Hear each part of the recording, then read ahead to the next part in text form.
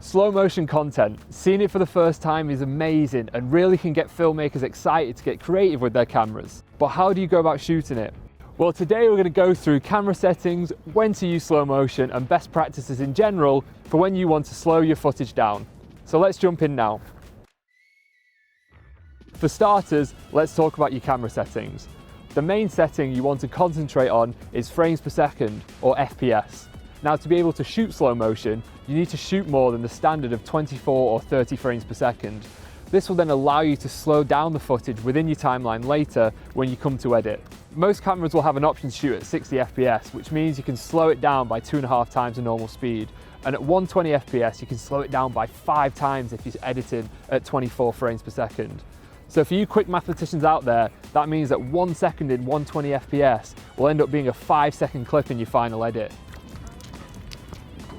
As with shooting all video, you want your shutter speed to be double the frame rate. So if you're shooting at 60 frames per second, you'll set your shutter speed to 1/120 or 1/125. And when shooting at 120 FPS, you'll set your shutter speed to 1/240 or 1/250. Now, it's not the end of the world if you have to bump it up a little bit if it's too bright outside and you don't have an ND filter, for example. But it's good to keep this rule in mind just as a starting point.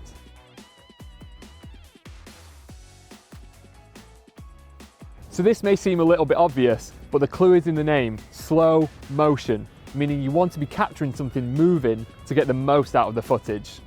The beauty of slow motion is that you end up capturing amazing shots from everyday things as they're being seen from a completely new perspective.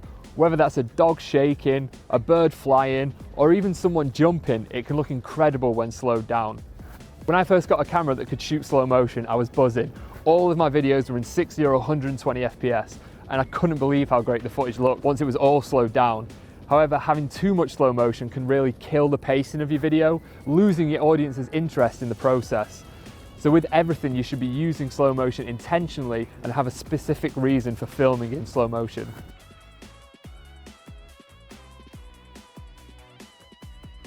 Now, while you can use gimbals and sliders for slow motion, the beauty of it is when you use handheld footage and you slow it down, it can look just as smooth if you are careful while you're filming. As well as making sure you're capturing motion, you want to be adding some motion in yourself to make the most dynamic shots possible. Whether that's you walking, on a skateboard, or simply moving the camera with your hands, adding a movement can create some really cinematic looking shots. When shooting slow motion footage like this, I would recommend choosing a wider focal length.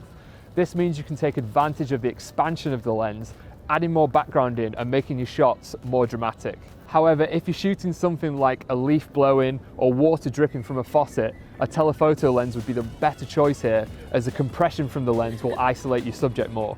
Now, of course, this comes down to intentional filmmaking and personal preference, but planning out all of your shots and what equipment you need will help you make sure you get the shot you want. Don't move. And don't be afraid to get creative. You'll never know what you'll be able to capture. Oh.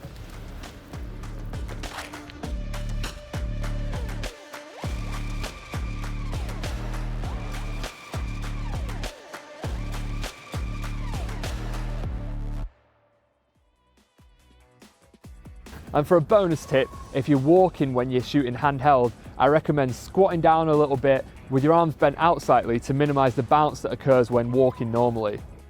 So that should have you covered for all things slow motion. What are you looking forward to shooting in slow motion? Don't forget to let us know in the comments below, and join me next time when I'll be showing you how to edit slow motion clips.